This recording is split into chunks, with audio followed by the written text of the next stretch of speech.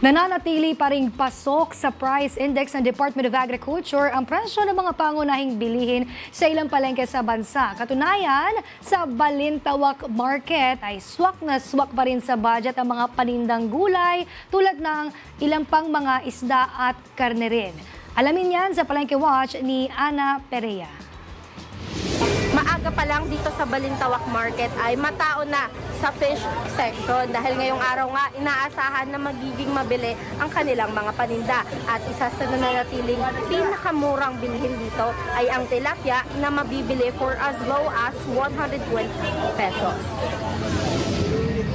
Kaliwat kanan din dito ang nagbebenta ng bangus na mabibili sa halagang 180 to 230 pesos kada kilo. Kahilera nito ang galunggong na nasa 260 pesos naman, habang ang hipon na inaasahang magiging mabili ngayong araw ng Chinese New Year ay nasa 340 to 600 pesos.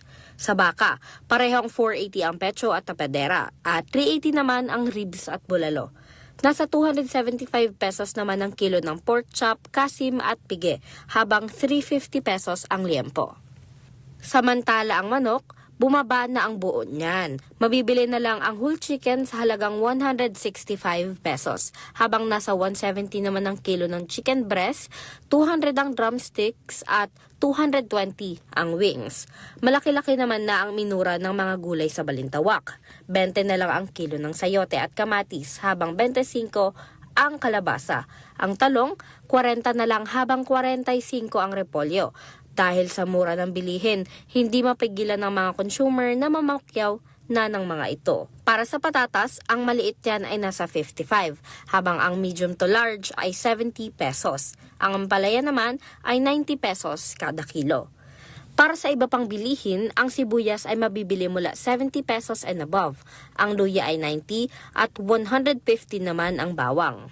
Naglalaro naman mula 170 to 240 pesos ang tray ng itlog, habang 54 to 62 pesos ang kilo ng bigas.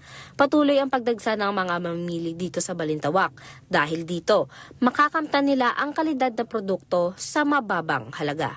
Para sa totoong balita sa Bagong Pilipinas, Ana Perea ng D1 1206 para sa 13 sa tanghali ng Congress TV.